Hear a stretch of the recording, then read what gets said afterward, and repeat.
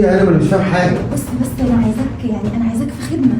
خدمه ايه بس؟ طب قولي لي، طب الاوردر بتاع حضرتك اهو. يا سيدي سيبك من الاوردر ده دلوقتي، انا عايزاك بس تسمعني عشان انا عايزاك في موضوع، وبعدين بالنسبه لك يعني دي ممكن تبقى فرصه حلوه قوي. موضوع ايه يا فندم؟ تعالى بس كده وانا اقول لك. تعالى يا فندم تعالى يا فندم بس انا مش فاهم اي حاجه. انا راجل غلبان يا فندم، انا مش عايز مشاكل بالله عليك. مفيش مشاكل ولا حاجه، بس كل الحوار انا عايزاك في موضوع. بس قبل ما نتكلم في حاجه، معلش يعني انا شايفه ان هدومك دي كده مش حلوه. انا هجيب لك حاجه تغير هدومك. اغير هدومي؟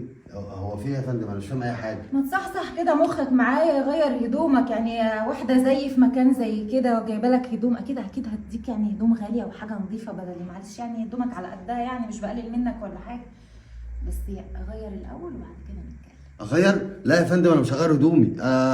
وبعدين انا جاي اقدم طلبات واوردر. انا همشي، اديني الفلوس يلا عشان امشي. بقول لك افهم بقى، ما تبقاش غبي، صحصح كده دماغك معايا. بص انا هجيب لك الهدوم تغير، وبعد كده يا سيدي لو ما عجبكش الكلام خد بعضك وامشي. انت مصممه على موضوع اغير؟ بقول لك ايه، انا مش عايز فلوس حتى. بقول لك ايه، لو ما سمعتش الكلام، في هنا كاميرات، هصوت وهلم عليك الدنيا واقول بقى ولا بلاش. اكيد انت فاهم اللي انا بقول لك عليه تسمعه، ولما تسمع يا سيدي الكلام بعد كده بحكم. يا فندم انا مش فاهم حاجه. خلاص اللي عندي قلته. تعالى بس كده اوريك الهدوم عشان تلبس. اطلع قدام بس كده، اقف. بص يا سيدي، البدله دي انا عارفه ان هي مقاسك، البسها وبعد كده نتكلم. خلاص؟ انا مش فاهم اي حاجه. انت مش فاهم بس هتفهم كل حاجه. البس بس. مش عارف المجنونه دي عايزه مني ايه. هلبس وامري لله. هو اتاخر كل ده بيعمل ايه؟ ايه ده؟ اديني لبست اهو، ممكن بقى تفهميني فيه ايه؟ بس ايه الحلاوه دي؟ الحلاوة الطقم دي مظبوط عليك بالظبط. انا حاسس ان انت مفصله ليا. فهميني بقى في ايه عشان مش فاهم اي حاجه، وبعدين هتاخر على الشغل وانت ممكن ترفديني. بص يا سيدي انا هحكي لك مشكله كده واتمنى انك تقف معايا فيها. قولي.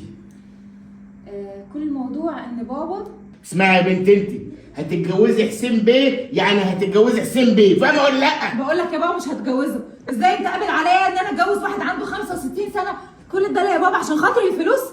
انت ازاي بتعلي صوتك عليا؟ انت بتعترضي على اختياراتي؟ انا مش بعترض يا بابا، بس انا من حقي ان انا اختار شريك حياتي. ازاي تجوزني واحد من سنك يا بابا ويمكن اكبر منك؟ انا شايف مصلحتك ومش ممكن تخرجي عن طوعي ابدا. هتتجوزيه يعني هتتجوزيه. لا مش هتجوزه يا بابا، حتى لو اضطريت ان انا هموت نفسي مش هتجوزه. هتتجوزيه غصب عن عينك، فاهمه يعني ايه غصب عن عينك؟ حسين بيه ده مليونير. بس يا سيدي ادي كل الموضوع. طب وانا مالي بقى باللي انت بتقوليه ده؟ وبعدين لبستيني وقلعتيني، انا مش فاهم اي حاجه. انا مالي انا ومال الليله دي؟ ما هو انا عاوزاك تمثل انك جوزي. مثل ان جوزك؟ اه. انت عايزه توديني في ده يا هانم ولا ايه؟ لا بس هو كده يعني تمثيل، وهديك قرشين حلوين يعني قدام بابا، بس لما يجي هو زمانه جاي دلوقتي من الشغل، فبس انا عايزاك يلاقيك هنا عشان يعني تحس ان هو اتحط قدام الامر الواقع. انما انا مش هتجوز الجوازه دي خالص. لو هعمل ايه حتى اعتبرني يعني زي اختك. يعني لو اختك مش هتقف جنبها وهتساعدها، هتخليها تتجوز راجل كبير اكبر منها في السن، يعني معلش يعني انا بترجاك. بعدين انت مش خسران، انت كسبان. انا هديك 10000 جنيه.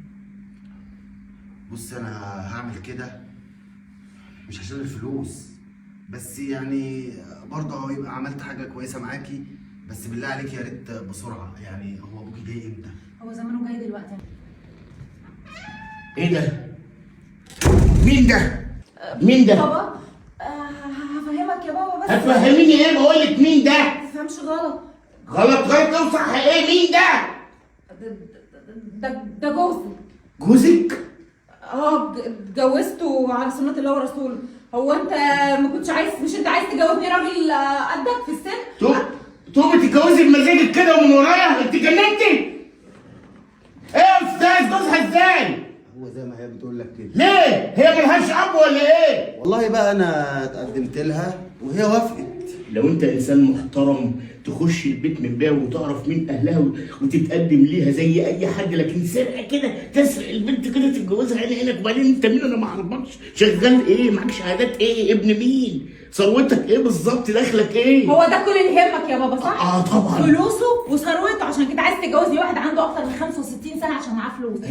ايوه 65 سنه بس هيعيشك ملكه، هيقدر يصرف عليكي، مش الصايع الجربوع اللي انت جايباه ده معاه ايه؟ ده شكله كده ما يساويش نكله. انا اتجوزته وحبيته واتجوزته، وعمري ما هتجوز واحد قدك في السن، وانت اللي اجبرتني على كده يا بابا. اوعي تفتكر ان انا هقعد ساكت، ده انا هربيكي وهعرف ازاي اطلقك منه، فاهم ولا لا؟ انت اصلك ما تعرفنيش انا مين، انت ما تعرفش دي من عيله مين، ازاي تتجوز؟ انا مش فاهم، انا مش قادر اصدق، انا حاسس اني في كابوس في حلم. بس يا حاج لحسن يجي لك جلطه، وبعدين الموضوع مش مستاهل اللي انت بتعمله ده كله. ليه مش مستاهل؟ ليه يعني؟ مش مستاهل والله. انت عمال تقول ابن مين ومش ابن مين، انت تعرف انا ابن مين؟ لا. جدي مين؟ لا. ابويا مين؟ لا. خالي مين؟ لا. عمي مين؟ لا. اخويا مين؟ لا. امال بتتكلم كده ليه؟ نزل ايدك وغور في 60 ده، انا عايز بنتي.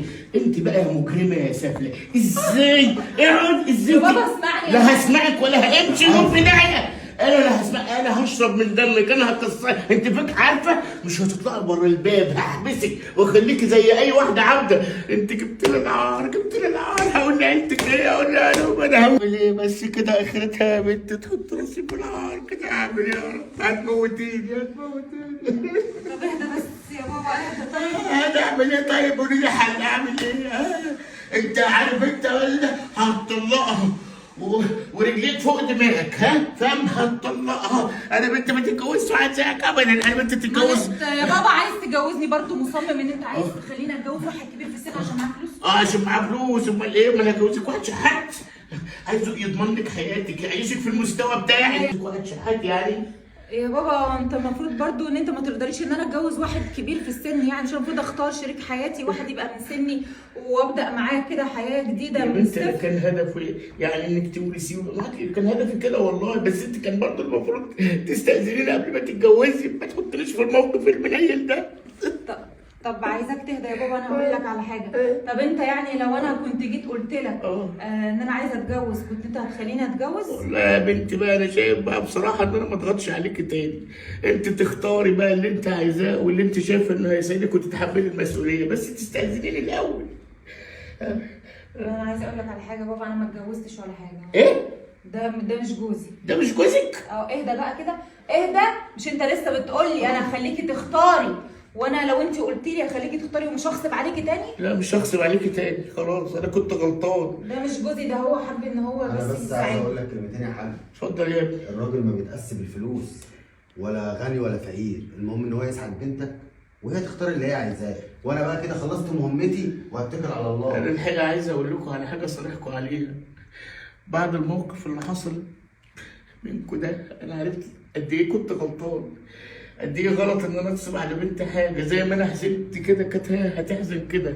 حقك عليا يا بنتي. الفلوس مش كل حاجه يا بابا، بس انا حبيتك بس تفهم حاجه زي دي، وانت انا عمري برضو ما اعمل فيك حاجه زي كده ولا اتجوز من وراك، بس اديك شفت ايه اللي حصل لك لما مجرد بس عرفت حاجه زي كده. حقك عليا يا بنتي، وعمر ما هكون ابدا سبب تعاستك. انت عايزه مني حاجه يا هاني؟ ما انا رايح اجيب اللبس بتاعي اللي جوه. السلام عليكم.